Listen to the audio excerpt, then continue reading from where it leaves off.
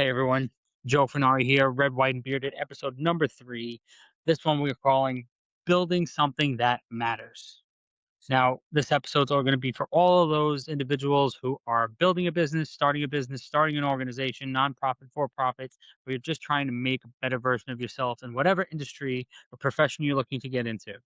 And you just want to be the best at that industry. This is all going to be crucial information. It's all going to be very helpful for you because at the end of the day, we all go through these hardships, these bumpy roads that we all have to take to get to that better version of ourselves. So here's a core message that I want you to hold on to and remember. You don't build something meaningful overnight. You build it one decision, one person, and one day at a time. Building anything great is not easy. It's difficult because if it was easy, everyone would do it. And you got to think of it this way: building a business, an enterprise, an empire, whatever, it's not a sprint, it's a marathon. So I want to start with a question.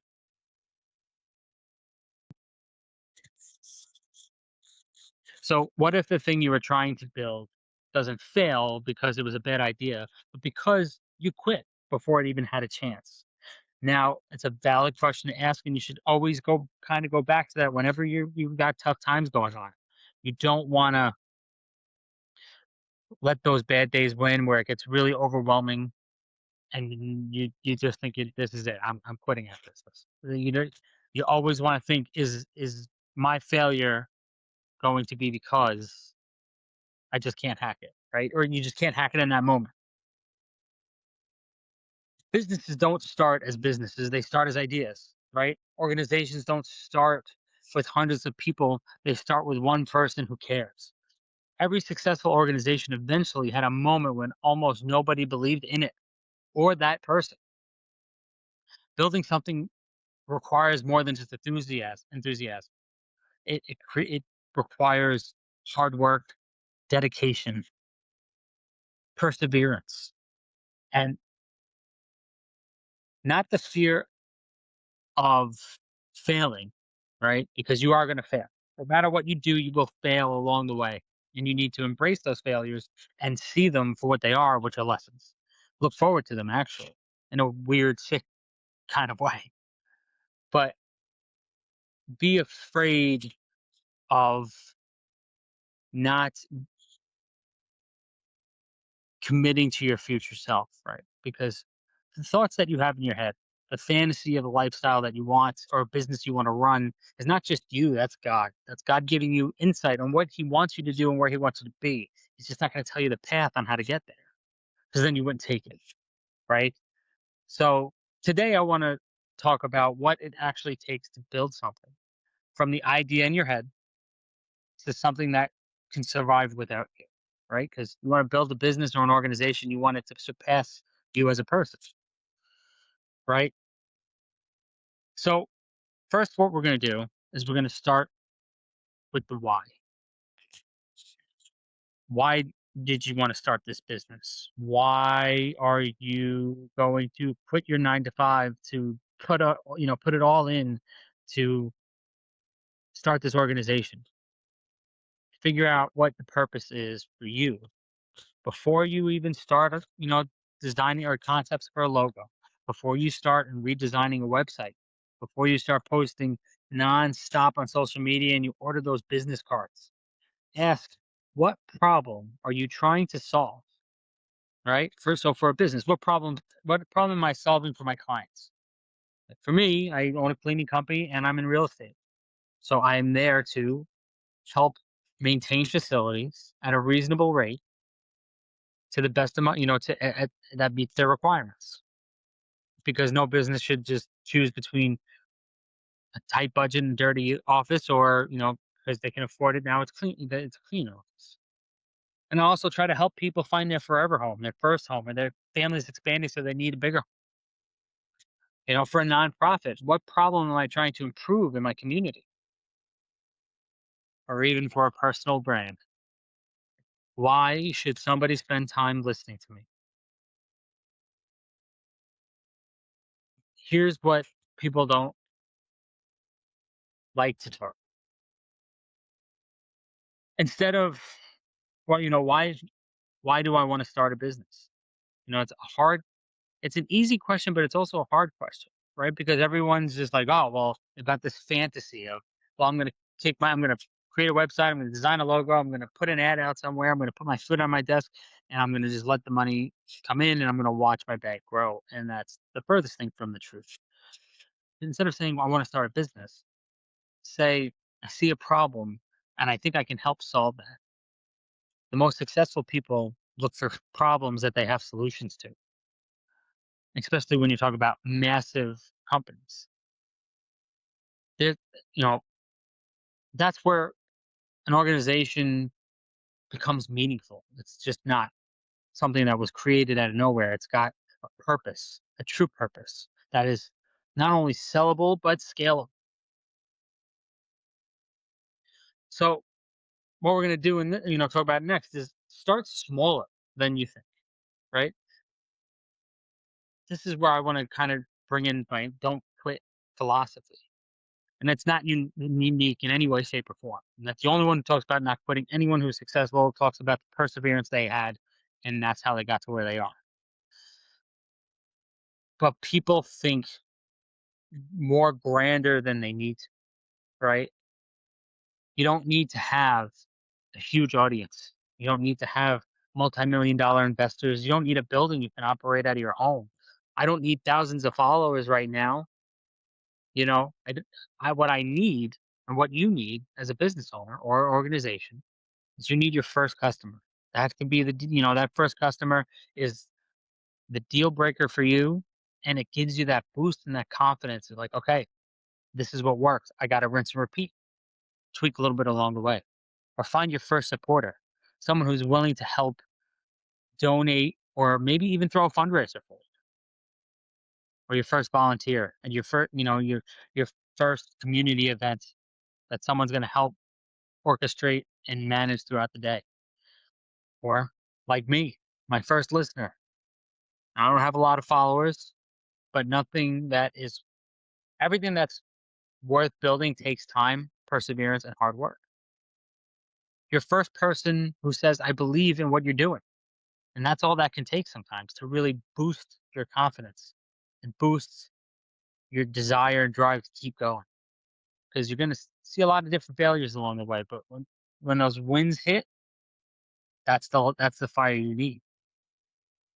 You don't need to build for 10,000 people when you haven't even helped the first 10, right? One of my favorite videos I saw of Gary Vee, I can't pronounce his last name, but he said this one thing that sticks with me. He's like, everyone's so focused with social media on having hundreds of thousands of followers. It's remarkable that you focus on the hundreds of thousands of followers when you won't comment on the first three that you get. Don't focus on the bigger number. Focus on the first. Focus on the first 10 people who comment. First 10 that are your partners, your customers. First 10 that you're volunteers. Start small. Don't think so grandiose right out the gate because you're not ready for that yet. Build a solid foundation, right? And there's 5 pillars for this. One is your mission. What are you trying to accomplish? What is your overall goal? So for me, I have multiple businesses. I'm looking to start a nonprofit. I'm a community advocate. I'm a trustee for my local library. So for me, the brand and company, you could say, that I'm trying to build is one that encompasses everything that I talk about. That all kind of infuses politics, government, faith, freedom, family, business. I love it all and I love talking about it all. And I think everyone in one way or another enjoys hearing about it, not just necessarily from me, but from anyone. So what I'm trying, what my mission is to keep and showcasing people that one, when you want to be successful, you got to push for it. You got to want it because it's not going to come easy. And show you along the way the hardships that I go through because you're going through it or you've gone through it or you're going to go through it. So figure out what your mission is. So you know how to help people. Two, people. Who are you serving? What is your business offering a service for or a solution for, right? Real estate, commercial cleaning. But what is yours? Figure it out. Who are you going to identify as your customer base? Three, a system. Having the knowledge and the ability to know, okay, this is the community I'm going to serve. This is the group of people or businesses I'm going to serve. But you need to have a system. How are you going to actually deliver the value that you promise to bring? Because if you don't have a system in place, like for me, if I don't have the cleaning products, the equipment, the knowledge on how to use all of it, and train staff to do it, then at the end of the day, I could promise the sun. But if I don't have a system to deliver that promise, that value, it means nothing. Money. Unfortunately, money makes the world go round.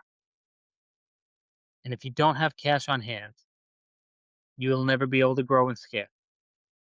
So how how will your business sustain itself? So you're gonna need money and resources. No matter who tells you what, you're gonna need it. So plan for it, save for it. And then five, and I think this is, at least for me, this is the most important, culture. One of my favorite culture, business cultures is, 'cause I'm obsessed with watching real estate TV shows. One of my favorites is Buying Beverly Hills, when it's the Umansky team, the CEO of the agency. They're out in, obviously, LA. And their number one rule in their culture and their business's culture is no assholes. And I love it. It's so basic, and I apologize for being vulgar, but it's so true. Everyone's there to make money. Everyone's there to serve their clients to the best of their ability, but you can't do it if you've got assholes in your organization. And that's their culture. So what behaviors and values are going to define your organization? You're going to need to figure that out, because that's going to be a important decision in two different ways, but ultimately you got to manage it almost simultaneously. One, your customers. They're gonna wanna know what you're about. They wanna know what your culture is. Like, if with my cleaning company, if it's important to use environmental friendly products, then I'm creating a culture of environmental friendly products, and I'm going to find a culture of clientele that sees that as a priority as well. And regardless of how much I charge, they're going to wanna use me because our values are aligned. They see what I see. So you're going to get clientele that enjoys or appreciates the culture that you've created in your business. And now simultaneously, your employees. You don't want your employees to think it's work, because then they're not productive. Obviously, it is work. You pay them to do something. But if you create a positive environment, a positive culture where they don't feel like they're giving up their time with their family or for themselves for a paycheck, they're there to do a job that they love because you created an environment that they enjoy. So therefore, they're going to do it more vigorously. So you're going to have to create a culture that's going to match for both, and that then find the right people for it, right? Especially with staff, with employees. You're going to want people, the best and best, but not the best and the brightest in what you're talking about necessarily. In certain industries, that's true, but you're going to want to find positive people that see what you see, because you can train people to do almost anything. But if you're just a horrible human being, I can't teach you to be better. I can teach you to clean. I can send you to courses. I can get you certified. But if you're an asshole, you're an asshole. I can't change that. So define your culture, because it's going to be crucial, and it's going to be, what helps your business not only survive but thrive. A business can survive on transactions. An organization can survive on relationships. The stronger the relationships, the stronger the organization. And that's just basic. You know,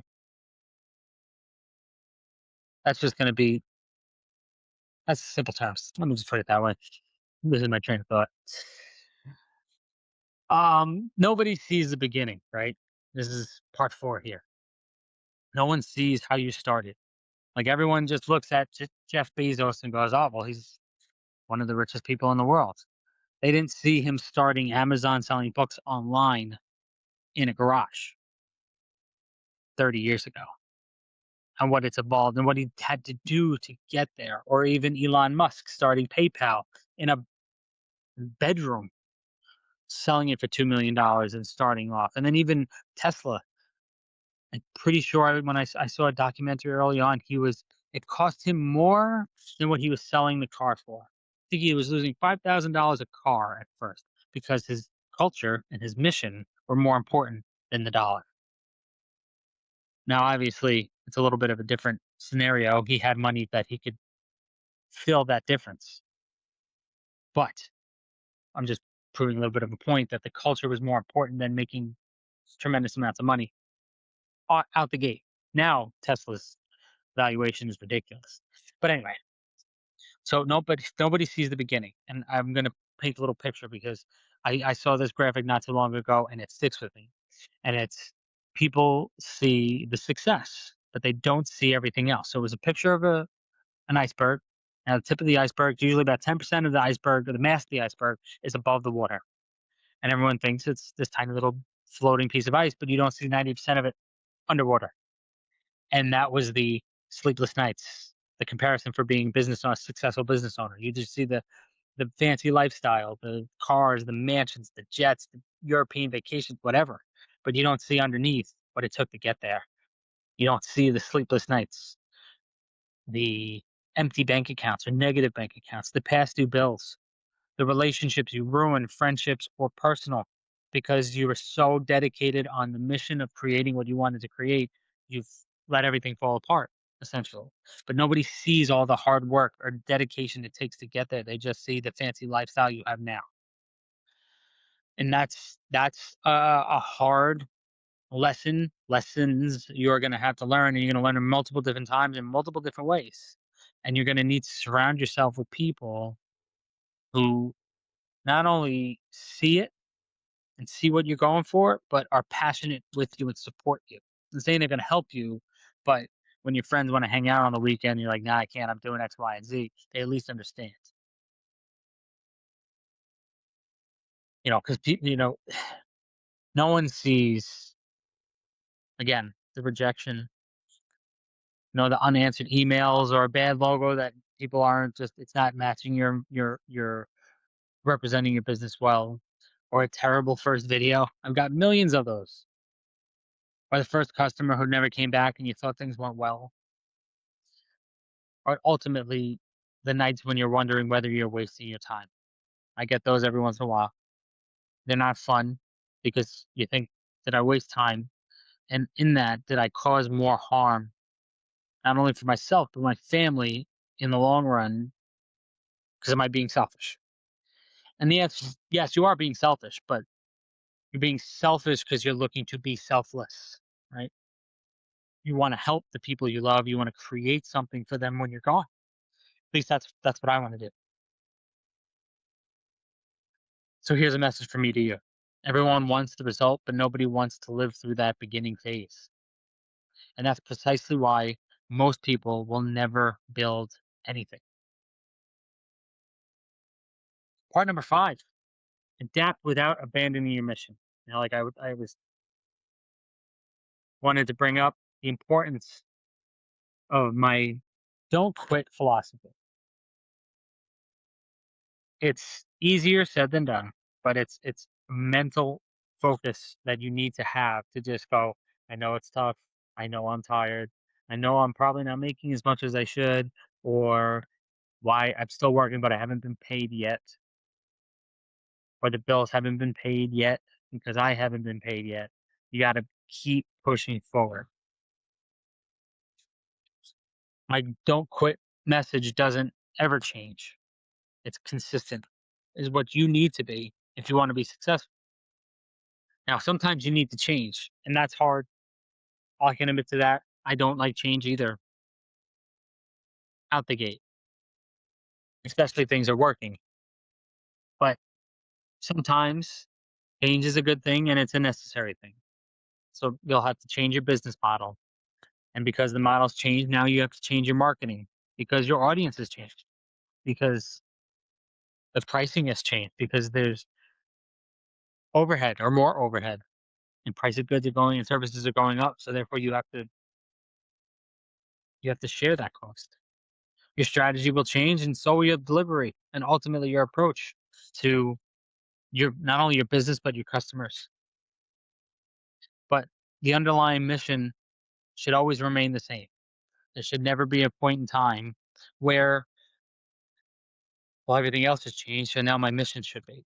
You don't want to start an organization that you're dedicated to helping veterans and advocating for veterans, and then you get to the point where your organization becomes so big that you can't that all the money that you receive now just goes for the operation and cost and the marketing and getting the big partnerships so people donate because they see so and so is saying donate today, but now that money's going to them and very little is going to the veterans because now you're just looking at the organization as a business. You're not looking at the reason why you started. So don't ever let the mission change because everything else kind of has to. Don't be, let me put it to you this way, don't be so committed to the plan that you lose sight of the mission. That is ultimately an important entrepreneurial lesson. You're going to have a lot of lessons that you're going to learn. Sometimes they'll happen easily. Most times they're going to be hard ones. Build people, not just a brand, right? There will be th- this is where I want to talk about a little bit about relationships, not only just with customers but employees and volunteers. You because you want to build, obviously your brand is something you want to build because you want to be consistent and you want people to know, okay, this is what they do. Like you see McDonald's. You don't ever have to see the name McDonald's, you see those golden arches, that's their brand. But you want to build, in order to help build your brand, you need to be able to help you need to help build people up around you to help sell that brand and build that brand along the way. And that's going to be customers, employees, volunteers if you use them in your, a nonprofit organization. Because again, your core mission, your beliefs. Again, I'll just use economic, environmental cleaning products. If that's what I use, because that's what I believe, because I don't want to poison the planet, I'm gonna want, I'm gonna attract customers that are going to purchase from me because they feel the same. Now I'm building that environment. That's my mission. So therefore, I'm going to gather staff to do the same, that are going to see the same thing that I see. So helping build not only just your brand, but helping you build people up along with you to help solidify the brand.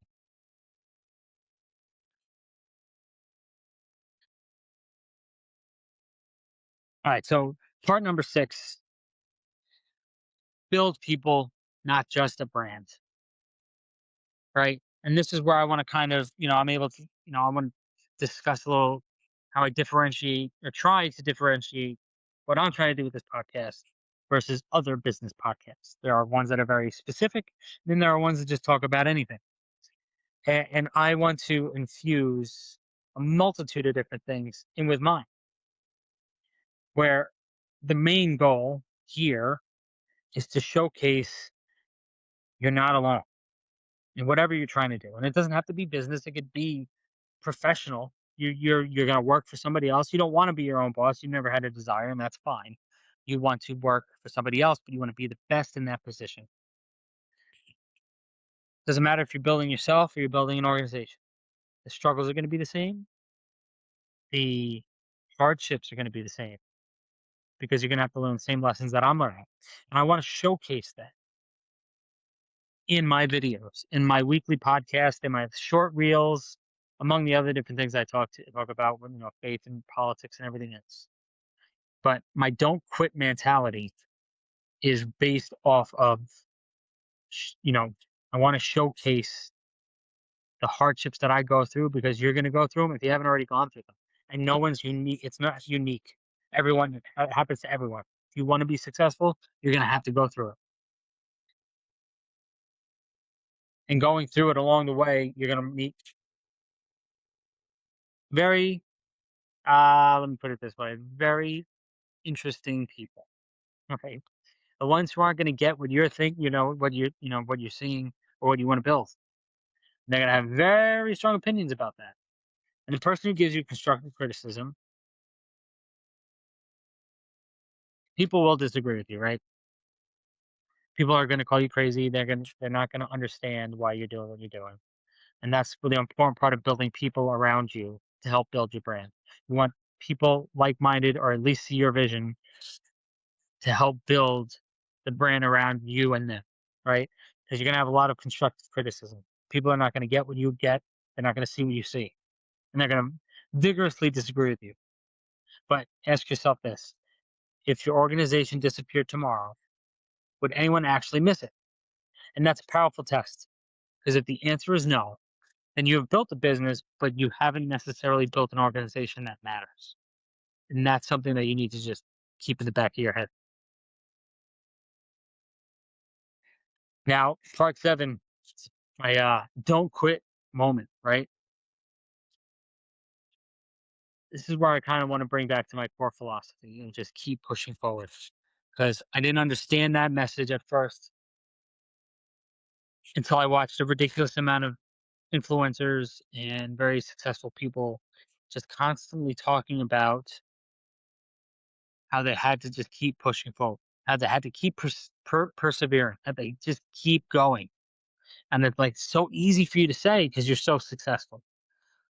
But when the moment you realize that if you take it day by day and don't quit today, say, I'll consider it tomorrow. That gives you another day to better yourself. That gives you another day to rejuvenate. That gives you another day to see the positives. That gives you another day to get the answer you're looking for from a client, or you finally got that contract signed, or you finally sold that home, whatever. There will eventually be a point where you have to decide if you're going to quit or not. And I hope you don't.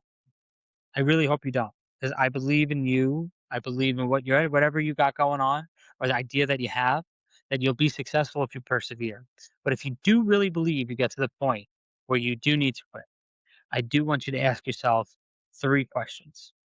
One, was the mission wrong?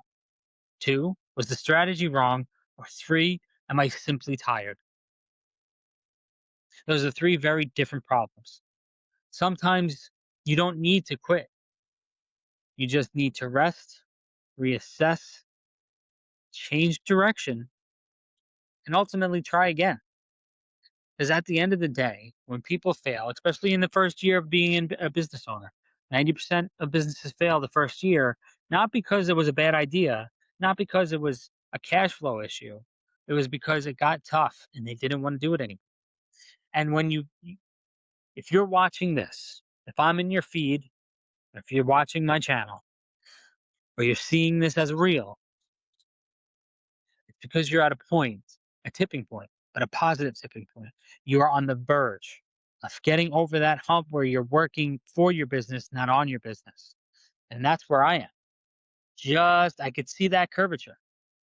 I could see the end of that, at least that tunnel, where I will now be able to work on my business, not for it. So I want to close, kind of bring it back to the beginning where we started in this episode. That the idea you've been thinking about, maybe it's a business, maybe it's an organization, maybe it's a podcast, maybe it's something you're trying to build in your community. Don't worry about building that empire today. I want you to think about that. Worry about building the first brick, and then worry about the next brick and the brick after that.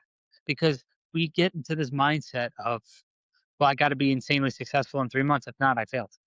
If I'm not where I want to be in a year, then it's over.